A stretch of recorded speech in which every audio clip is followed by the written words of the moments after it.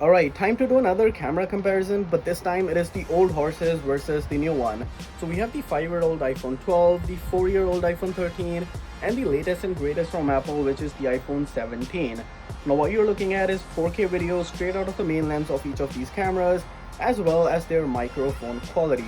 Now I did want to do a cinematic video test, but as we all know, the 12 doesn't support it, and the 13 only does 1080p, so simple 4K video it is. Let me know in the comments down below which video looks better, as well as which audio sounds better, because there's a lot of noise in the background. And with all that out of the way, let's get started with some portrait shots.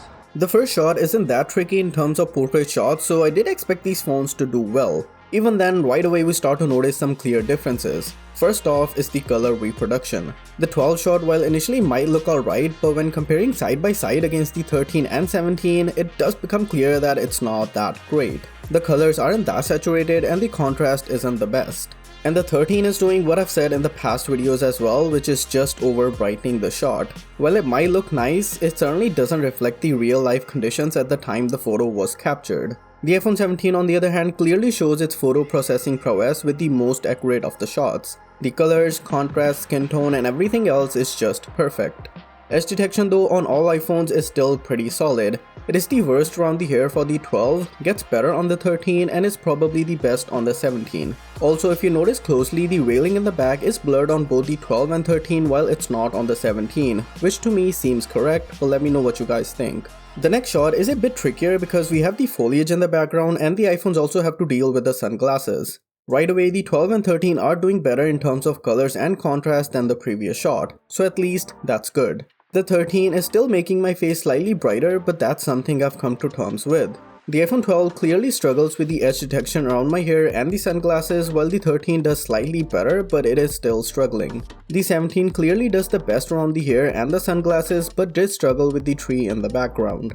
While rest of the photos are pretty much following the same formula, I do want to discuss some of the things that stood out while I did this comparison. The first is the aspect ratio of the photos. Usually I like 4:3, but for these comparisons I like to do 16:9 so I can fit all these images in the video, but the 12 and 13 only do portraits in 4:3. And while in the past viewers have made comments about the lenses not being clean, this time I used a cleaning cloth to make sure the lenses were kept as clean as possible.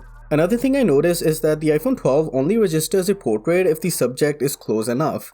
The iPhone 13 is slightly better in this regard, while the iPhone 17 is the most forgiving. Dynamic range also appears to be getting better with each iPhone generation, so the 12 is not that great in some photos while the 13 gets better and the 17 is the best. And of course with the iPhone 17 you get the option to take 2x portraits as well, which is awesome in my opinion. Gives you another perspective or focal length to take the shot, which you can't do with the 12 or 13. With all that in mind, it is easier to pick the iPhone 17 as the clear winner with its highly improved color reproduction, edge detection, contrast, the 2x capability and the higher detail shots. With non-portrait shots, the story is similar. While the 12 and 13 certainly produce better colors in these scenarios, the 17 does seem to be ever so slightly better. The 13 once again does produce higher brightness shots, even more than the 17, which is a bit weird, but like I said, it might seem a tad bit fake considering the real conditions at the time. But even then, I have to commend the 12 and 13 for at least trying to be on the same level as the 17. Also, one thing I forgot to mention in the portrait section is that the iPhone 17's ability to convert a non-portrait into a portrait later, so that is a benefit of the latest and greatest from Apple. Moving on to some ultra-wide shots. After years and years of using that same 12 megapixel ultra-wide, Apple finally decided to upgrade the iPhone 17 with the 48 megapixel sensor. In plenty of light, the photos do tend to appear the same and so does the detail and sharpness. But remember, you're watching these shots after being processed on YouTube. When doing a real side-by-side comparison, the iPhone 17 shots are definitely more sharper and detailed. Also, with the iPhone 17, you can take 24 or 48 megapixel shots as well as macro shots, which you cannot do with the 12 and 13. These are some clear advantages with the iPhone 17 as expected. But if you want to take just regular ultra-wide shots and won't pixel peep, well, in that case, the iPhone 12 and 13 do just fine. After ultra-wide, let's compare the shots from the main lens.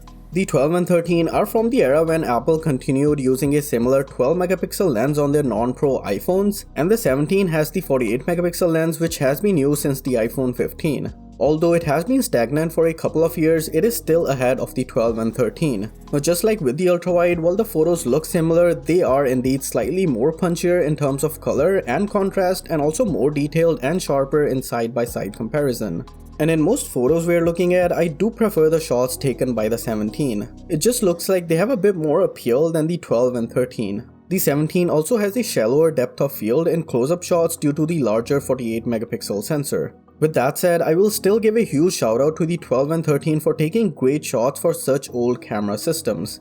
And while we take a look at these photos, let me ask you guys to like this video and also subscribe so I can reach a wider audience and 20,000 subs this year. I have some more camera comparisons planned for this year and I'm sure you don't want to miss them. Another interesting comparison I wanted to do was of the 2x optical zoom. While it was just a toggle away on the 17, I had to manually get to that zoom level in the 12 and 13, which was a bit frustrating, but anything for my viewers. Once again, I have to say that the output does look kind of similar here, but when you zoom in and compare the detail on each shot, the 17 does come out on top. And that's to be expected, because it is a crop of the 48 megapixel sensor and that big sensor can take in a lot of details. And I personally love using the zoom lens on any iPhone. The 2x is incredibly helpful for getting closer to the subject. And it also provides a good dedicated type telephoto lens, which means you're getting basically 3 lenses on the rear. And also don't forget, this 2x zoom also allows for some nice looking portrait shots.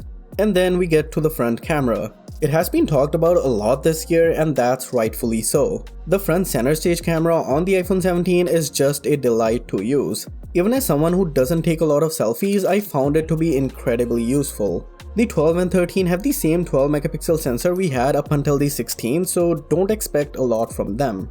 The 17 just captures more background with its wider field of view, and of course we can take landscape selfies as well. While the selfies from the 12 and 13 are still decent enough, the 17 just has a better sensor all around.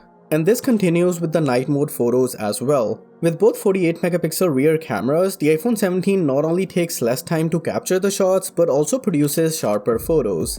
With the ultrawide, the 12 and 13 have softness around the edges of the shots while the 17 is crisper with better details. The same goes for the main and front camera. The iPhone 17 has a better composed shot in terms of color accuracy as well. When light decreases, the advantages of the 17 also become more evident. With the photos out of the way, let's take a look at some videos as well.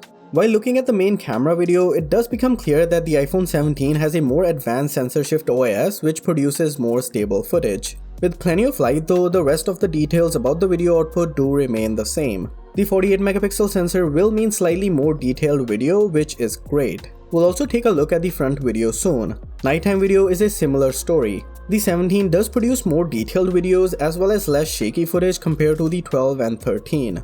The latter have this coasting/constant focus issue while the 17 doesn't do that at all. Also, keep in mind the 17 has more video capabilities with 4K cinematic video support, which could be helpful for creating content on the go. And if it wasn't obvious before, it certainly is now. The iPhone 17 is miles ahead of the 12 and 13 in almost all camera aspects. The larger sensors of the 17 help you taking better detailed shots along with punchier colors. Now the 2x zoom, the new center stage camera, and the 48 megapixel ultrawide only add to the capabilities of this phone. If you are upgrading from a 12 or 13 to the 17, prepare to be amazed. Now that's it for this video guys. Let me know if you have any questions and I'd be happy to answer in the comments. Subscribe and I will catch you all soon in the next one.